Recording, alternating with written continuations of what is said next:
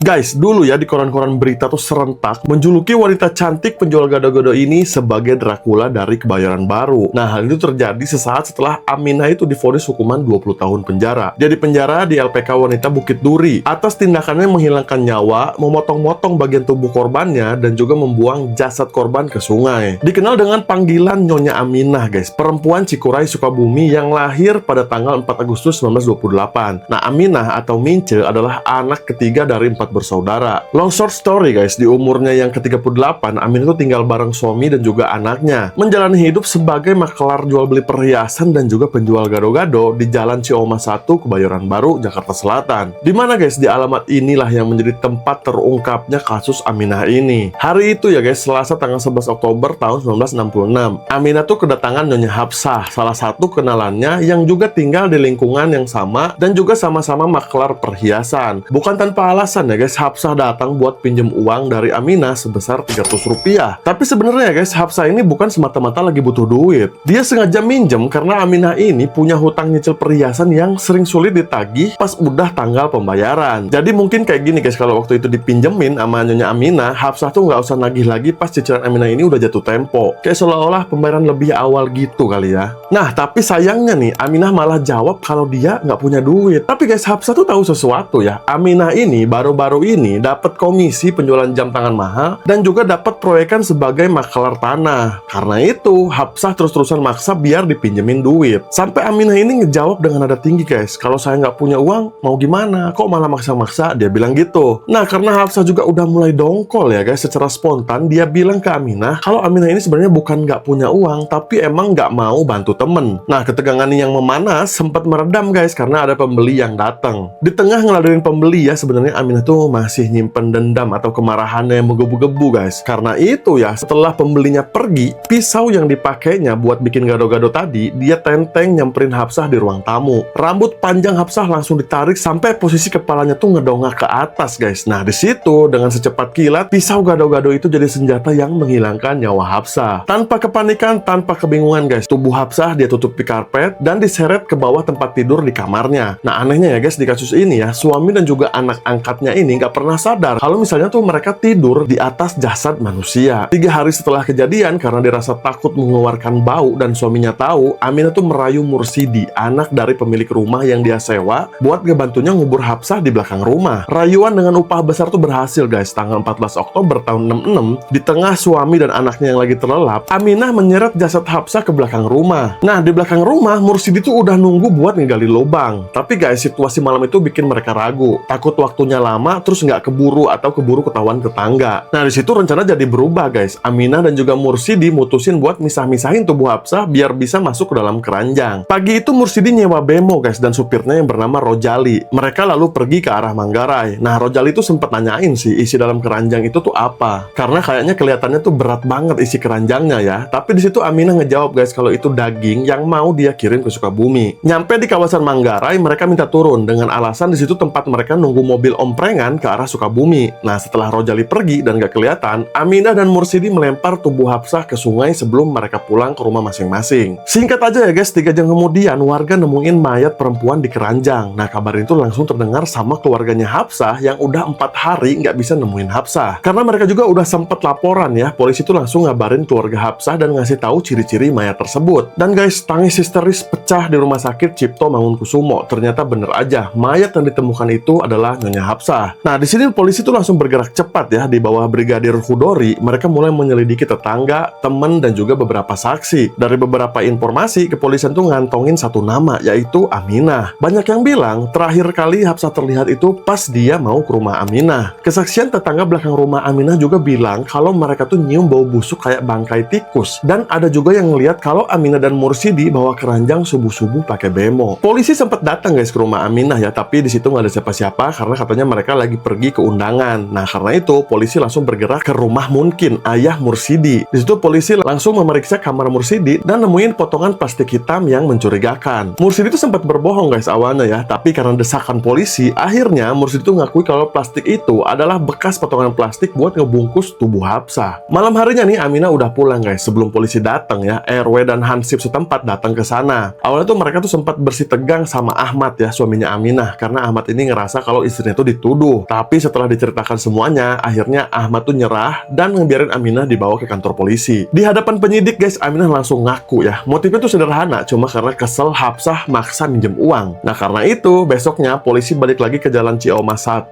untuk rekonstruksi. Dan disinilah kasus lain jadi terungkap guys. Ternyata ya, Aminah ini bukan seorang pembunuh guys, melainkan seorang pembunuh berantai. Nah pas rekonstruksi selesai, polisi tuh kaget denger jawaban Aminah pas ditanya jasad Hafsah itu mau diapain. Nah di situ Aminah menjawab ya, rencananya sama seperti di rumah Jalan Cibitung. Dia bilang kayak gitu guys. Polisi di situ langsung sadar ya apa yang diomongin sama Aminah dan langsung minta penjelasan. Tapi lagi-lagi guys, dengan santai Aminah itu ngaku sebagai pelaku yang menghilangkan nyawa Nyonya Mangku Siswoyo di tahun 59. Pas Aminah ini lagi tinggal di Cibitung. Aminah emang temenan guys sama Nyonya Mangku ya, yang juga makelar perhiasan. Nah hari itu 5 Desember tahun 59, Nyonya Mangku datang ke Aminah buat nawarin perhiasan. Ada satu liontin seharga 5.000 yang bikin Aminah tuh tergoda. Tapi karena belum cukup uangnya, Aminah tuh minta ke Mangku biar liontin itu dia beli dengan cara dicicil. Tapi guys di situ ya Mangku ini saklek kalau liontin itu harus dibayar kontan. Nah karena itu secepat kilat tangannya mencekik Nyonya Mangku sampai gak bernapas lagi demi liontin itu guys. Sama kayak Hafsah guys, badannya diseret dan disimpan di bawah tempat tidur. Barulah di tanggal 7 Desember di tahun yang sama, Aminah menyeret tubuh Mangku ke belakang rumah. Di situ tubuhnya dipisahkan menjadi potongan yang lebih kecil dan dikubur di sebelah pohon mangga. Karena ini guys, polisi langsung bergegas datang ke lokasi Nyonya Mangku dikubur dan bener aja, tulang belulang manusia yang udah nggak utuh ada di sana. Dan kasus 7 tahun sebelumnya yang nihil penjelasan akhirnya terungkap. Nggak nyampe di situ guys, Aminah juga ngaku udah ngebunuh 3 anak angkatnya, termasuk suami sebelumnya dan juga Sumarni, temen masa kecilnya yang dikubur di pantai Sukawayana, Pelabuhan Ratu. Tapi guys, kuburan Sumarni ini nggak pernah terbukti. Aminah ngaku ya kalau semua itu dia lakukan untuk pesugihan yang direkomendasikan guru spiritualnya yang bernama Ade dan tinggal di Pelabuhan Ratu. Nah, suruhannya itu harus menghabisi 25 wanita dan 3 bayi serta meminum darahnya demi tujuan jadi kaya raya. Karena itu Ade pun langsung diringkus guys. Tapi ya Ade ini ngebantah cerita Aminah. Emang mereka saling kenal, tapi Ade tuh nggak pernah nyuruh Aminah untuk mengeksekusi manusia. Nah, karena ajaran spiritual Ade terbukti nggak ada penyimpangan, jadinya cerita Aminah ini dianggap ngarang dan Ade dibebaskan. Aminah diseret ke meja hijau guys. Setelah diperiksa menyeluruh termasuk kejiwaan, Aminah ini dinyatakan mengidap hipertensi ekspolitif. Dimana kalau lagi dalam keadaan terdesak, Aminah bisa ngelakuin tindakan super nekat, termasuk menghilangkan nyawa dan memisahkan jasad korbannya hanya demi ego. So, akhirnya Aminah dihukum 20 tahun penjara di Lembaga Pemasyarakatan Khusus Wanita di Bukit Duri. Nah, di situ berita-berita mulai menjuluki wanita 38 tahun yang pernah menikah 5 kali itu dengan sebutan Dracula Kebayoran Baru. Katanya ya guys, Aminah tuh menghadapi masa-masa yang sangat sulit di penjara. Gak ada satupun teman bahkan keluarga yang pernah datang buat jenguk Nyonya Aminah.